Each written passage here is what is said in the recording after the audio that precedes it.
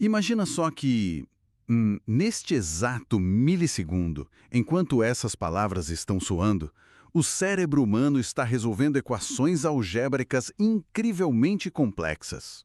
Sim, e faz isso o tempo todo. Exato. Ele está calculando relações de tempo, de espaço, causalidade, hierarquia e, tudo isso simultaneamente, sem nenhum esforço consciente. É fascinante pensar nisso porque existe aquela expectativa geral de que ler ou processar a linguagem seja uma coisa imediata, sabe? Quase física. Pois é, a gente acha que o olho vê a tinta no papel, ou o ouvido capta o som, e a mente simplesmente escuta a mensagem, como se fosse uma linha reta. Mas não é. E ao mergulhar nos dados da ciência comportamental atual, esse quadro muda completamente. E é por isso que a nossa missão nessa investigação de hoje é justamente desconstruir essa ilusão de que a leitura é algo automático. Com certeza. Nós vamos explorar a análise do comportamento aplicada, a famosa ABA. E, baseados em materiais da área, como a apostila do Kelvin Sampaio e a tese de doutorado do José Umbelino Gonçalves Neto, a ideia é provar que o ato de ler é navegar por uma teia invisível de significados. É uma verdadeira matemática mental. E uma matemática que, na verdade, começa a ser construída anos antes de alguém sequer tocar em um livro. E a quebra dessa ilusão é o ponto de partida ideal para a nossa conversa. Sem dúvida. Porque a linguagem não é tipo um dom mágico. Não é um software que já vem instalado de fábrica no nosso cérebro quando a gente nasce. Seria muito mais fácil, se fosse, né? Seria. Mas é um comportamento simbólico. Ele é moldado peça por peça através da nossa interação constante com o ambiente e com a comunidade ao nosso redor. O significado nunca está dentro da palavra impressa. Como assim? A tinta no papel não tem sentido nenhum sozinha. Nenhum. A tinta no papel não contém sentido algum. O significado é uma construção ativa. É baseada em um histórico gigantesco de relações que a pessoa vai acumulando ao longo da vida. Certo, vamos desvendar isso. Porque, para entender como o cérebro lida com um texto complexo lá na frente, as evidências mostram que a gente precisa voltar lá para o estágio inicial. Lá para os bebês, Isso. Voltar para a fase em que somos crianças e não sabemos ler nem escrever uma única letra. É como montar um kit de blocos de montar. A ciência comportamental nos diz que o significado começa a existir quando a criança forma o que eles chamam de classes de estímulos equivalentes, certo? exatamente. É a união do mundo visual, do mundo físico e do mundo sonoro. E é aí que entra um conceito muito interessante sobre como a nossa comunidade vai nos ensinando o que chamamos de operantes verbais. Eu vi que existem 4 alterantes fundamentais que a gente adquire nessa interação, né?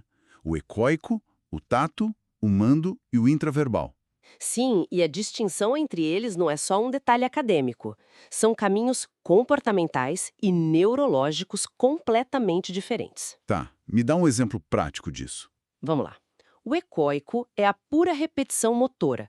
Alguém diz cachorro e a criança repete cachorro. Entendi, é só imitação. Isso. Já o tato ocorre quando a criança vê o animal físico ali no ambiente e diz cachorro. Ela está nomeando algo que está sob o controle de um estímulo visual. E o mando? O nome já sugere um comando, um pedido. Quase isso. O mando é impulsionado por uma motivação interna, uma privação. É a criança pedindo o cachorro de pelúcia porque quer brincar, por exemplo. Ah, faz sentido. E o quarto? O intraverbal. Responder a estímulos verbais com outros estímulos verbais, sem o objeto estar presente. Tipo, alguém pergunta qual animal late e a criança responde cachorro. E o que é bem contraintuitivo para muita gente que está ouvindo é que aprender um desses operantes não garante o outro, certo? De jeito nenhum. Se a criança aprende a imitar a palavra água, isso não significa que ela saiba pedir água quando tem sede. É um ótimo exemplo de como a mente compartimentaliza essas habilidades no início. A gente observa isso até na neurologia de pacientes adultos, pessoas que sofreram derrames, por exemplo. Nossa, sério? Em adultos também? Sim, em certos casos de afasia, a pessoa pode olhar para um copo de água e ser absolutamente incapaz de nomear o copo.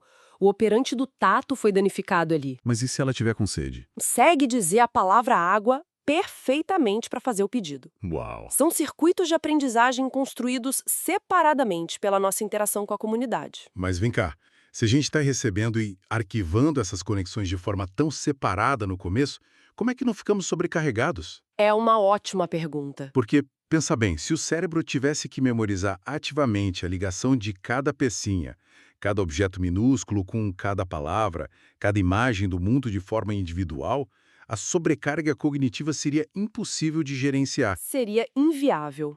Mas a resposta está na nossa capacidade de criar atalhos. O cérebro humano funciona, assim, essencialmente como uma máquina de caçar descontos neurológicos. Caçar descontos. Gostei do termo. É bem isso. A compreensão complexa não surge só do que é ensinado de forma direta. Ela emerge. A partir de um conjunto muito pequeno de relações que a comunidade ensina, a mente começa a deduzir e cruzar informações sozinha. E aqui é onde a coisa fica realmente interessante. Esse mecanismo que evita a sobrecarga recebe o nome de equivalência de estímulos. Exatamente. Toda a base da nossa compreensão de texto lá no futuro depende dessa matemática invisível que o cérebro faz. É como eu falei da analogia do desconto, é como se fosse uma daquelas promoções imperdíveis de supermercado, sabe? Compre duas, leve três. Isso. O cérebro compra o aprendizado de duas relações e leva uma terceira, ou até uma quarta, totalmente de graça. O que é fascinante aqui é que a criação do símbolo, que é a própria essência do que torna a linguagem possível, nasce dessas relações derivadas. Isso tem a ver com matemática mesmo, né? Reflexividade, simetria, transitividade. Sim, pensa no exemplo clássico que o material traz, do galo. Alguém mostra para uma criança a figura de um galo, o desenho mesmo, e ensina a ela a conectar a figura com a palavra falada, galo. Tá, essa é a primeira relação, o desenho e o som. Exato. Depois, a criança aprende a conectar essa mesma figura com a palavra impressa no papel, as letras G-A-L-O. Essa é a segunda relação que foi ensinada diretamente. E a promoção do supermercado entra em ação agora. Porque ninguém precisa sentar a criança na cadeira para ensinar que a palavra falada galo e a palavra escrita galo são a mesma coisa. Perfeito. O cérebro infere isso no piloto automático. Se A é igual a B e A é igual a C, então B e C são intercambiáveis. O signo impresso e o som falado se fundem na mente sem precisarem de uma aula específica para isso. E esse salto dedutivo é monumental. Quando o signo e o referente se tornam intercambiáveis através dessa rede, é aí que nasce o conceito de significado. A palavra escrita deixa de ser só um amontoado de rabiscos pretos no papel. Ela passa a carregar todo aquele peso visual, sonoro e emocional do objeto real. Sim, sem essa capacidade de deduzir equivalências, a gente teria que reaprender o universo inteiro a cada nova palavra que tentasse ler. Isso poupa uma energia vital. Mas eu quero puxar um ponto aqui.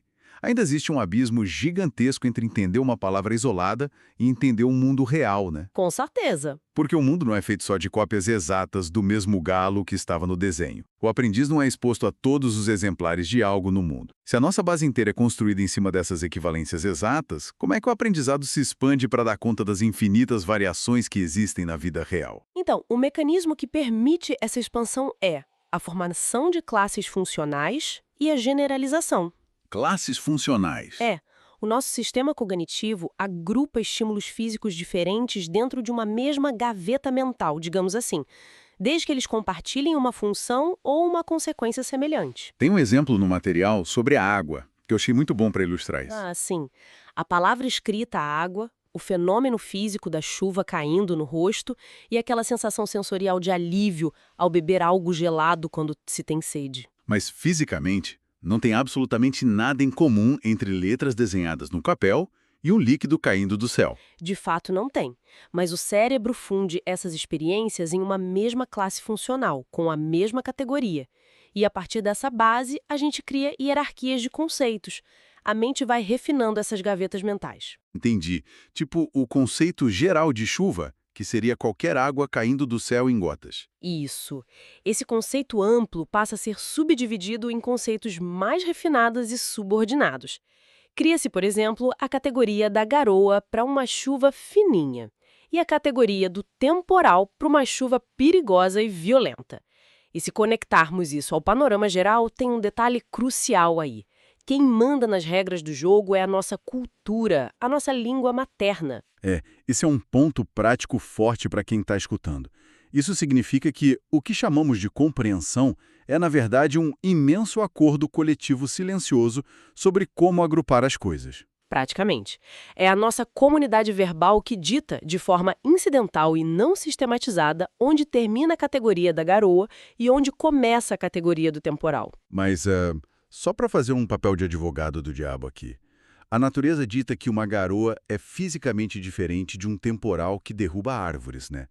O cérebro não está só reconhecendo um fato da natureza. A física do fenômeno é objetiva, claro. A diferença de volume e força de água existe no mundo real. Mas o ponto exato de corte, o momento em que aquele grupo social decide parar de chamar de garoa e passar a chamar de chuva forte, isso é construído pela comunidade verbal. Ah, faz sentido. A comunidade é quem estabelece até onde vai um conceito. E quando passamos disso para a leitura de um texto, a exigência de navegar por essas caixas conceituais explode em complexidade. O que nos leva para o núcleo dessa história toda, que é a linguagem generativa.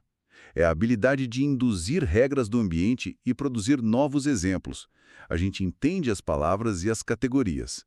Mas um texto não é um dicionário, é uma teia de relações, certo? Exatamente. O trabalho do Gonçalves Neto mapeia que, durante a leitura, o cérebro calcula nada menos que 9 tipos de relações entre os estímulos. 9 dimensões interagindo simultaneamente num parágrafo.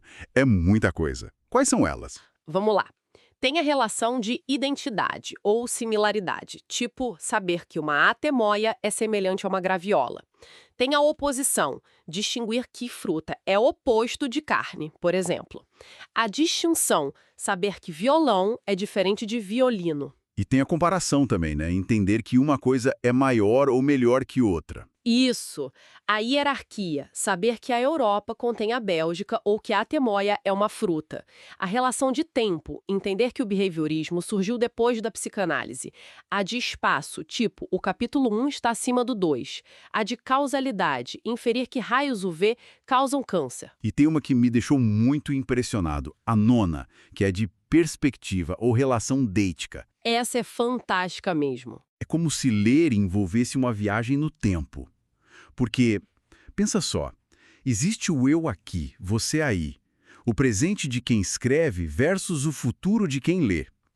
Toda vez que alguém lê um texto, a pessoa tem que se deslocar da sua âncora no sofá, assumir a posição temporal do narrador e reconciliar esses dois universos. Isso levanta uma questão importante sobre a compreensão.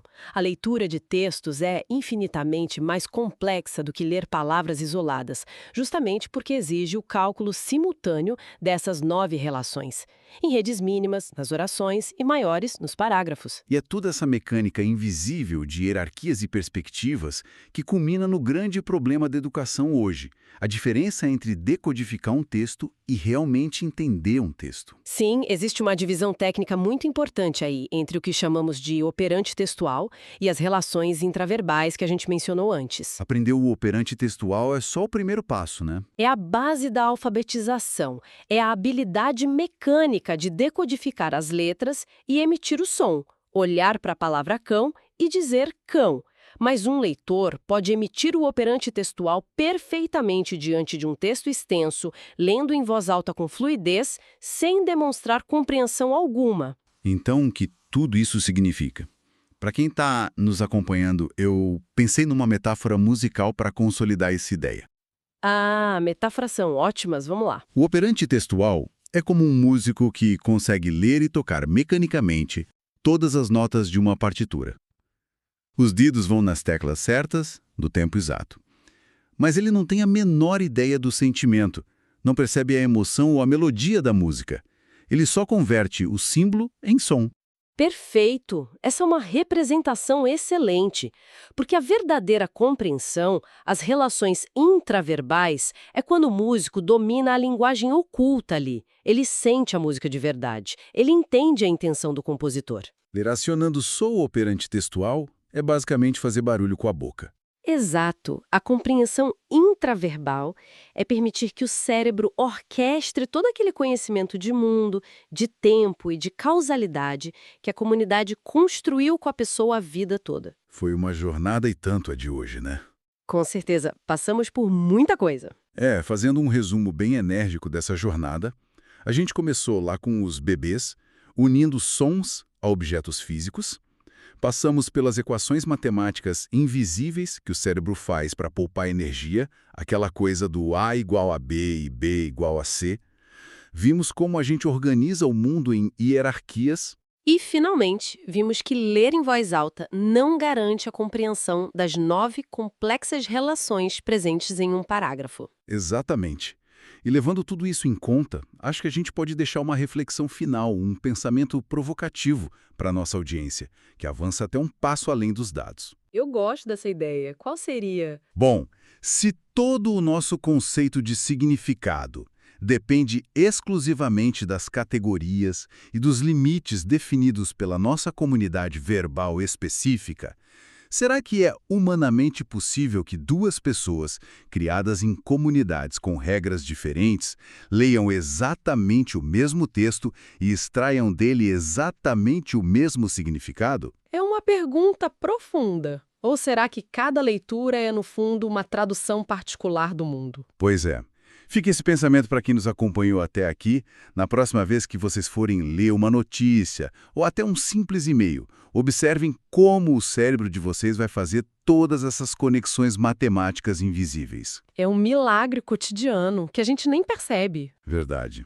Queria agradecer a todo mundo que acompanhou essa imersão de hoje. Até a próxima investigação. Tchau, tchau. Até a próxima.